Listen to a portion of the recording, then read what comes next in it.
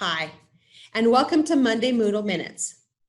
Today, since we've already talked about whole form grading, I thought we should tackle grading using ratings when you are grading a discussion forum. And it is basically the alternative to whole form grading.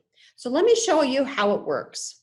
First of all, I'm going to go down to a discussion forum that I have previously created. I'm going to go to my edit settings, and you'll notice that when I actually create forums in which I'm going to use ratings in order to grade, so ratings equals grading, I put my rubric in the body of my discussion forum so that students know exactly how I'm going to grade them.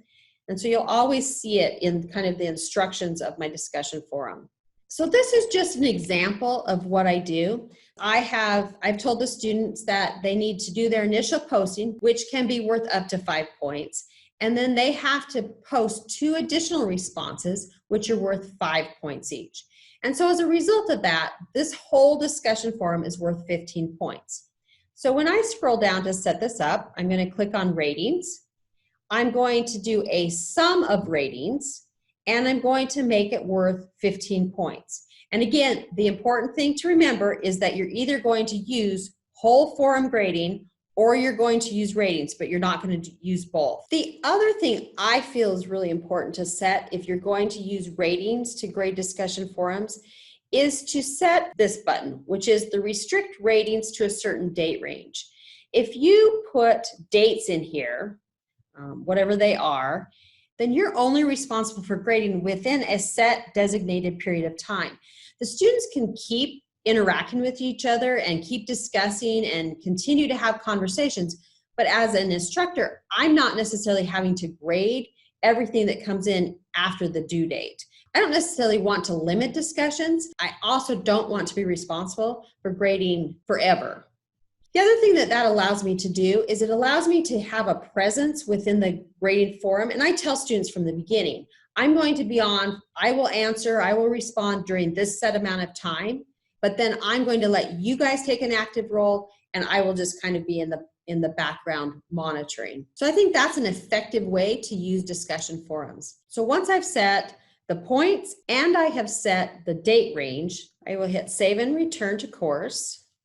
And then when I'm ready to grade this, I will click on the discussion forum, scroll down, and I'll click on the post. So now if I want to grade the discussion forum, all I have to do is come over here and I will say that this particular post, she got 5 points. It was exceptional, it was great, it was amazing. She got all of her points. Gary, I'm going to pick on you for a minute. Let's say that his was really lacking. He missed the point. It was just, he needed some help with that. I can still grade it right there and rate it. And then I can reply at the same point and say, Gary, I really wished you had gotten this point or you had addressed this. I can send it to him privately so I don't have to embarrass him in front of all of his faculty friends. Or if I'm trying to make a big global point to all of the students at once, then I obviously wouldn't reply privately. And so I can just go through and I can keep posting grades. So I had set it up so that they had to post once for discussion and 2 for responses. When I have graded 1 discussion and 2 responses, then I will no longer be able to rate them anymore. So again, I think if you understand how to use ratings to grade and you understand how to provide comments within those ratings, it can make your grading of discussion forums a little more efficient. See you next week.